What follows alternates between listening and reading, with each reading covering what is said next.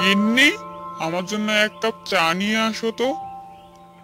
পারবো না আমি। কাজের লোককে যেমন ছাড়িয়েছো তেমন নিজে রান্না করবে আজকে থেকে। আজকে থেকে বাড়ির সব কাজ করবে। এবার নিজের খোলস থেকে বেরিয়ে এসো। আরে গিন্নি, চুপ করো তো। আচ্ছা যাও, চা করে নিয়ে আসো। আমি একটু পর যাচ্ছি কাজের লোক খুঁজতে, আর এসব কথা যেন না শুনি। হয়েছে হয়েছে, চোরের মায়ের বড় গলা। এরপর মোড়লের বউ চলে যায় রান্নাঘরে। আর এদিকে মোড়ল বসে বসে মনে সুখে গান গাইতে থাকে। আমারও পরানো যাহা চাই, তুমি তাই, তুমি তাই গো। এই বুড়ো বয়সে তোমার ভীমরতি ধরলো নাকি? বুড়ো বয়সে গলা ছেড়ে গান ধরেছো যে? দেখো তোমার গান শুনে আশেপাশের কাকগুলো যেন বাড়িতে না চলে আসে। হা হা হা হা, কেন কেন? এই সকালবেলা কাক কেন আসবে?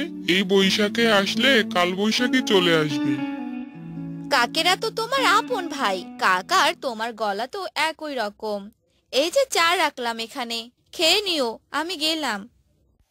আরে, সারা গ্রামের মানুষ আমার চোখ দেখলে কাপড় ভিজিয়ে ফেলে, আর আমার গিন্নি কিনা চেপে দিয়ে মেপে দিল। এই তুমি কি বললে? আমাকে কিছু একটা বললে মনে হলো। এই যে, না গো গিন্নি, কই কিছু বলিনি তো। আমি গান গাচ্ছিলাম। চুপচাপ খেয়ে কাজের লোকের সন্ধানে বের হও, নইলে ভালো হবে না কিন্তু, এই বলে রাখলাম। যাচ্ছি গো যাচ্ছি। গিন্নির কান নাকি অন্য কিছু, পিঁপড়ের নাকের মতো। যাই যাই, গিয়ে দেখি কাজের লোকের সন্ধান পাই কিনা। কি দিনকাল পড়লো, আমাকে নাকি যেতে হবে কাজের লোকের সন্ধানে। এরপর মোড়ল বেরিয়ে পড়ে কাজের লোকের সন্ধানে।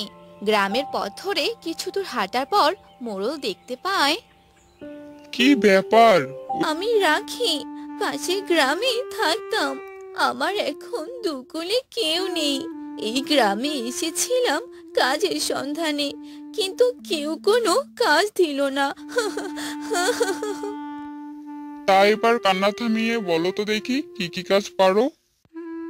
আমি বাড়ির সব কাজ পারি, রান্না থেকে শুরু করে সব।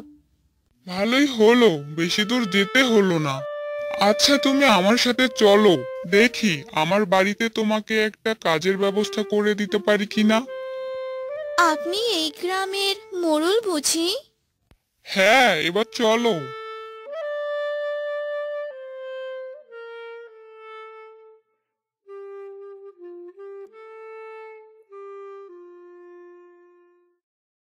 গিন্নি, ও গিন্নি, কোথায় গেলে? এদিকে একবার আসো তো।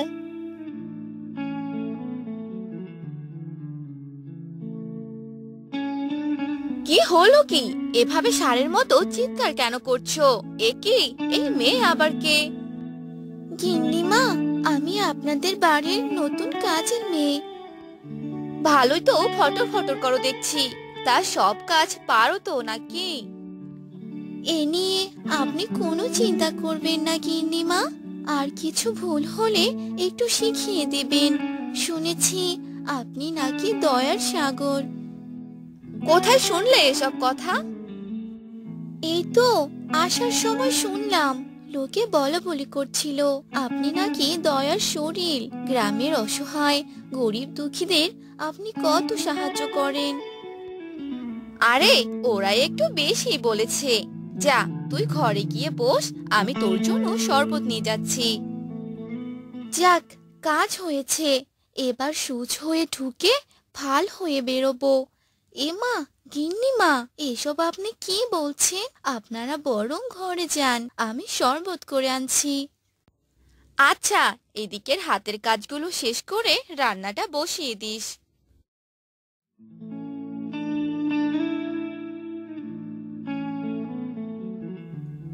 তারপর তারা ঘরে চলে যায়। আর রাখি একটু পর শরবত নিয়ে তাদের ঘরে যায়।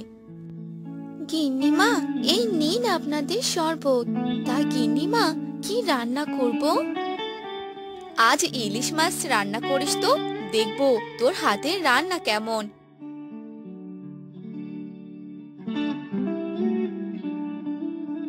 বাহ, শরবতটা তো দারুণ হয়েছে খেতে।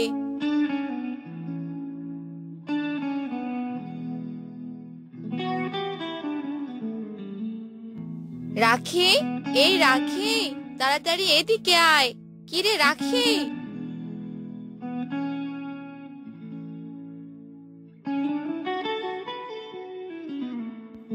কি হলো গিন্নিমা, এভাবে ডাকছেন কেন? রাখি, তাড়াতাড়ি যা, গ্রামের বৌদ্ধ মশাইকে খবর দে তোর বড়বাবু যে কেমন করছে, বিছানা থেকে উঠতে পারছে না। বৈদ্যকে খবর দিয়ে কোনো লাভ হবে না। এ হলো আমার তৈরি বিষ, এর প্রতিষেধক শুধু আমার কাছেই আছে। রাখি, তোর মাথা খারাপ হলো নাকি? কি সব বলছিস তুই? 20 বছর আগের কথা মনে আছে কি? এ বাড়ি ছিল আমার দাদুর। দাদু তোদের ধার হিসেবে দিয়েছিল, কারণ তোদের কোনো থাকার জায়গা ছিল না। কে কে কে তুই বল? একবার সুস্থ হতে দে, তারপর তোকে শুলে চড়াবো। এ তোরা কে কোথায় আছিস? কোনো লাভ নেই, আমি হলাম নীলকান্ত জমিদারের নাতনি। প্রতিশোধ নিতে এসেছি। তোর হাতে আর 30 মিনিট সময় আছে। আমার স্বামীকে বাঁচাতে কি করতে হবে বলো, আমি তাই করব।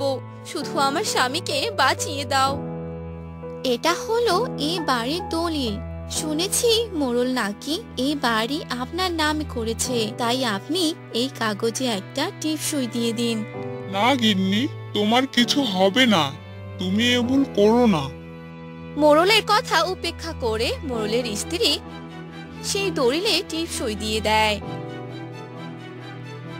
এই নে, এটা তোর স্বামীকে খাইয়ে দে, আর এখান থেকে অনেক দূরে চলে যা। ধার করা বাড়িতে আর থাকতে পারবি না তোরা।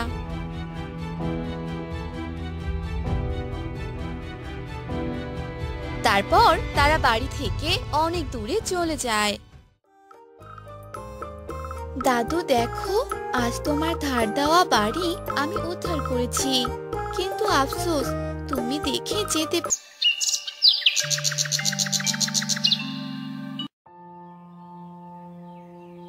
মা গৌরী, গৌরী!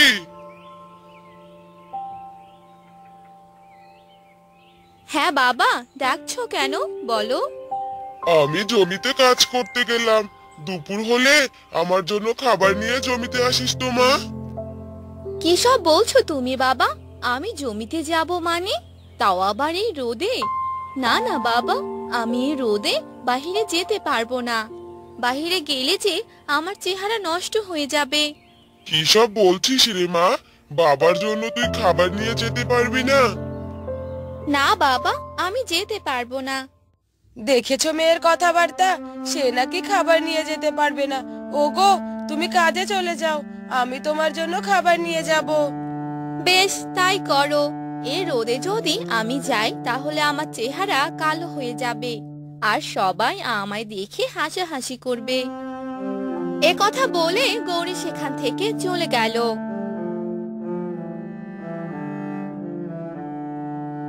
গৌরী দেখতে অনেক সুন্দর ছিল, তাই সে অনেক অহংকার করত, আর যারা দেখতে কালো তাদের দেখে হাসি ঠাট্টা করত।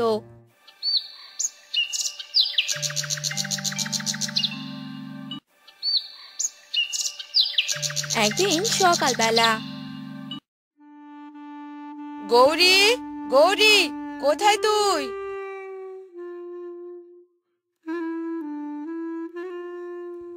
হ্যাঁ মা বলো, ডাকছিলে কেন? মারে, নদী থেকে একটু জল নিয়ে আয় তো। ঠিক আছে মা, আনছি। এখন তো বাহিরের আবহাওয়াটা অনেক ভালো, তাই আমার চেহারার কোনো ক্ষতি হবে না। এ কথা বলে গৌরী কলসি নিয়ে জল আনতে যায়, আর গিয়ে দেখে নদীর পাড়ে একটি মেয়ে থালা বাসন মাজছে। কিরে মেয়ে, এখানে তুই কি করছিস? দেখতেই তো পাচ্ছ আমি আমার থালা বাসনগুলো মাজতেছি। হ্যাঁ, তোর সাথে এই কাজটি যায়, কারণ তুই তো ছাইয়ের মতো কালো।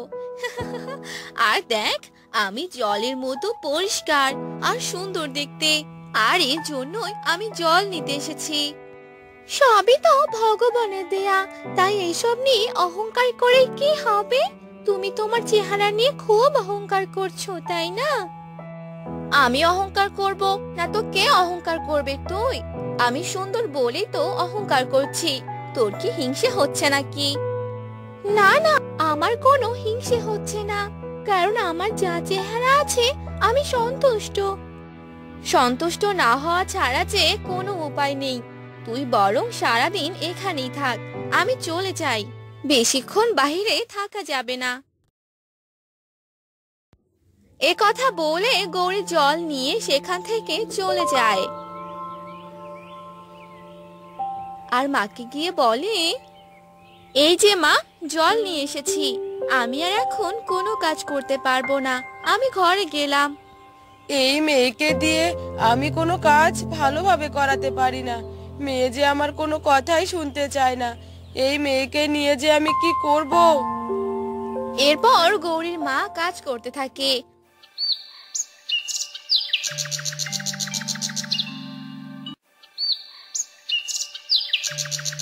আর একদিন গৌরীকে পাত্রপক্ষ দেখতে আসে। চল বাহিরে চল, তোকে যে পাত্রপক্ষ দেখতে এসেছে। বাহ, মেয়ে ভারী সুন্দর।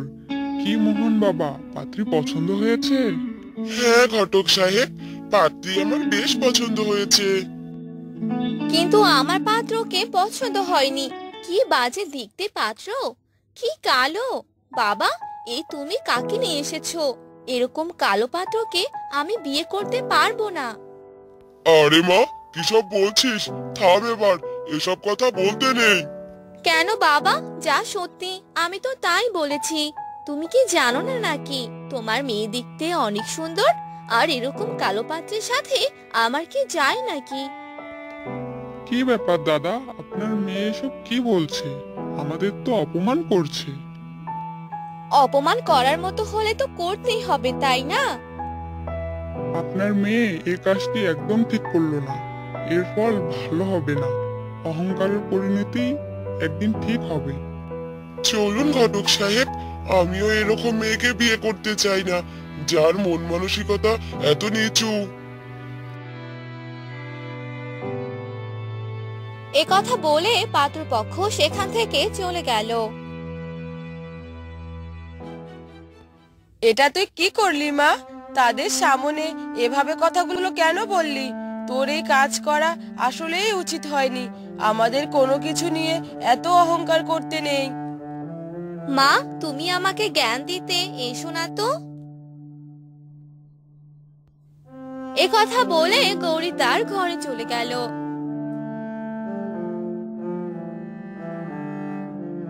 এভাবে কেটে যায় বেশ কিছুদিন। আর একদিন গৌরী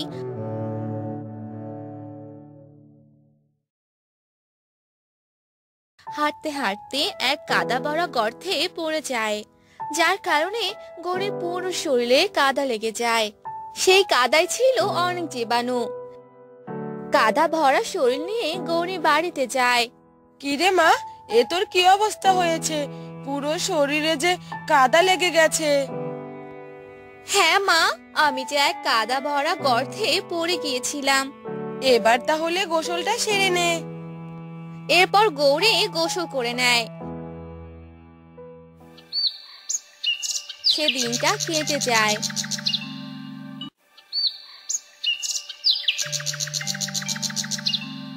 পরদিন সকালে গৌরী ঘুম থেকে উঠে তার চেহারা দেখতে যায়। আরে এ কি, এসব কি উঠেছে আমার মুখে? মা, দেখে যাও।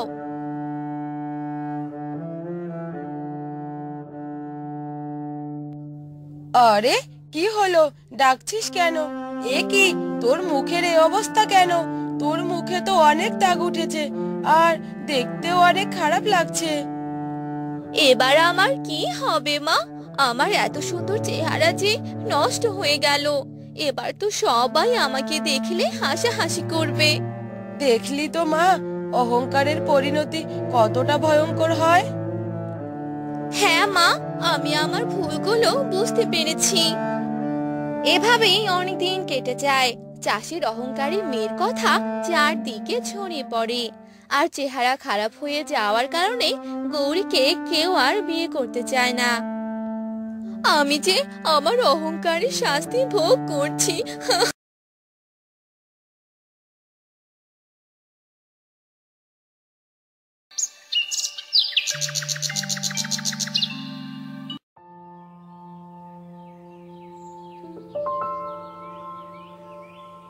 বাবারে বাবা, কি যে রোদ উঠেছে, ছাতা দিয়েও যে কোনো কাজ হচ্ছে না। আর পারছি না, অনেক গরম। আরে ওই তো একটা গাছ দেখতে পাচ্ছি, কে যেন ওখানে বসে আছে। আমিও গিয়ে ওখানে একটু বসে পড়ি।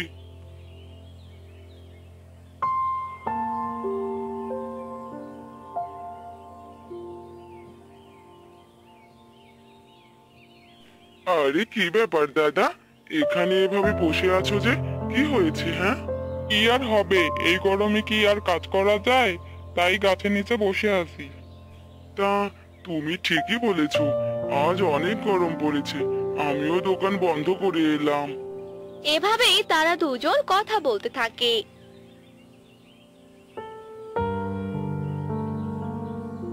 এরপর তারা সেখান থেকে চলে যায়।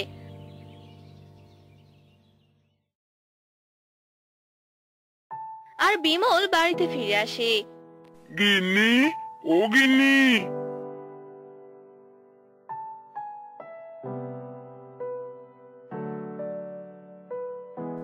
হ্যাঁ গো, তোমার এই আসার সময় হলো?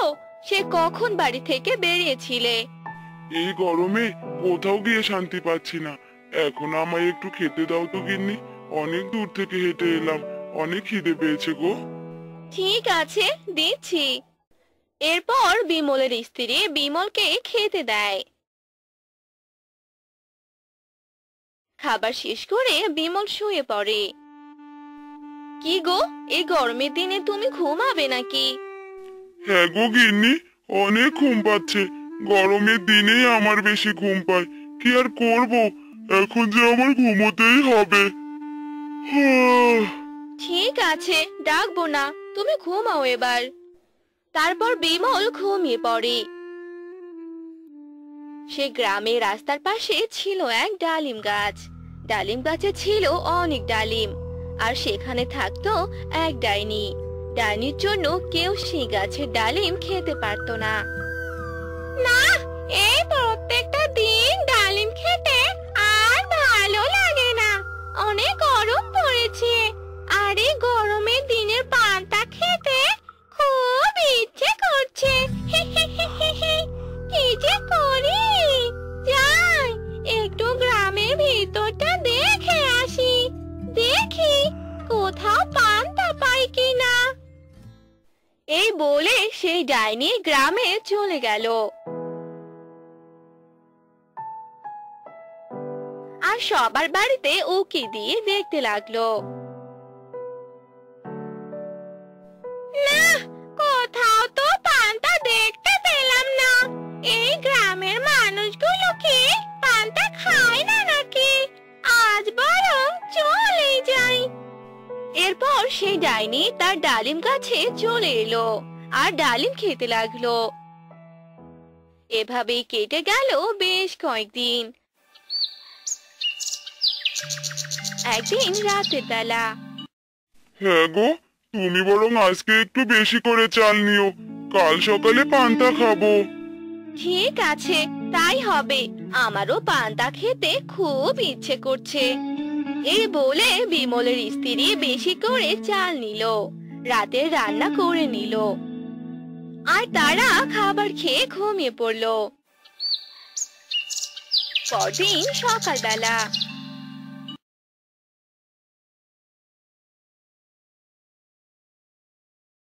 বিমলের স্ত্রী রান্নাঘর থেকে পান্তাগুলো নিয়ে আসতে লাগলো, আর সে পান্তার গন্ধ ডাইনির নাকে এসে লাগলো। আহ, কি গন্ধ! মনে হচ্ছে কেউ পান্তা খাচ্ছে।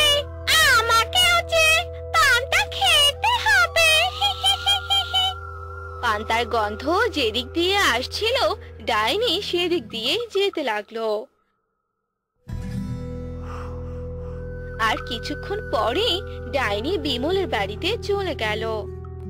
ও তাহলে এই বাড়িতে পান্তা খাওয়া হচ্ছে।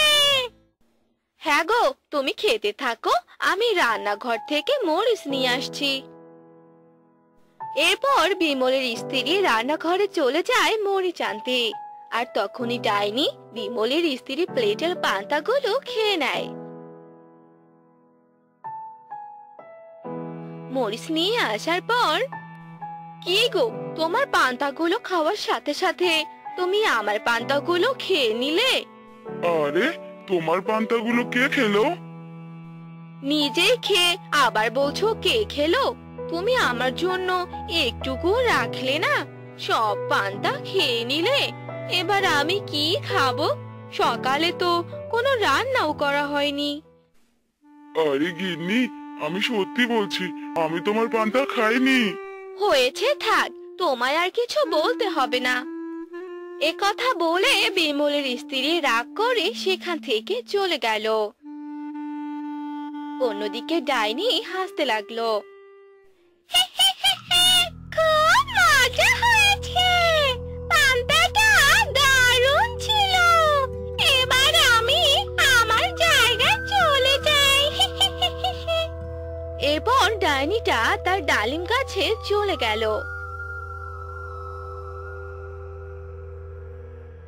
বিমলও তার কাজে চলে গেল।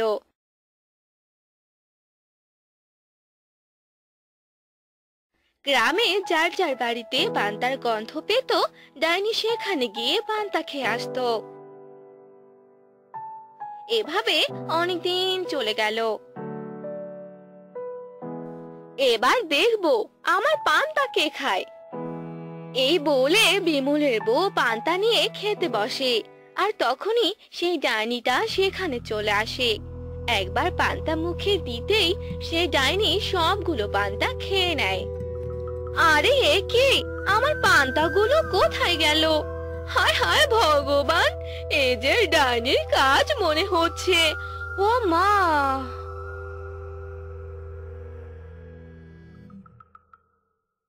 আরে গিন্নি, ও গিন্নি, কি হয়েছে তোমার? গিন্নি,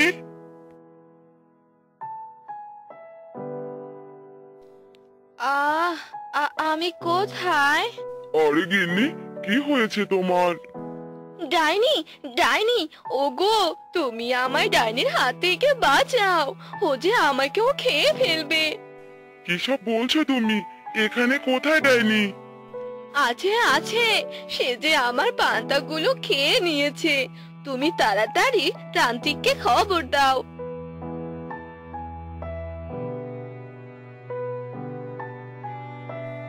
বউয়ের কথা শুনে বিমল তান্ত্রিক বাবাকে বাড়িতে নিয়ে আসে আর ডাইনির ব্যাপারে সব কথা খুলে বলে। এসব শুনে তান্ত্রিক যজ্ঞ করতে শুরু করে আর ডাইনিকে ডাকতে থাকে। আরে কে আমায় ডাকছে? আমায় যে এখানে থাকতে দিচ্ছে না, তার কাছে যে আমায় যেতে হবে।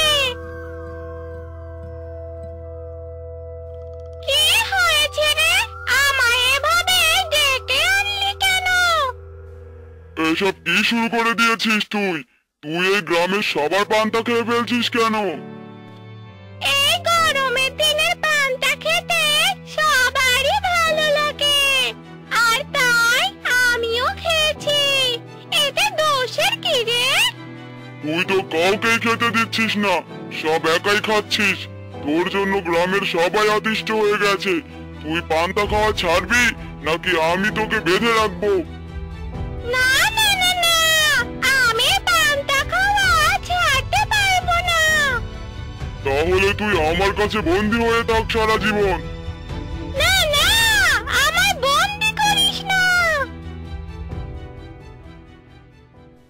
এরপর আর তোমাদের পান্তা খাবে না। এবার আমি আসি। এ কথা বলে তান্ত্রিক সেখান থেকে চলে যায়। আর বিমল ও তার স্ত্রী গরমের দিনে শান্তি মতো পান্তা খেয়ে নেয় আর সুখে শান্তিতে দিন কাটায়।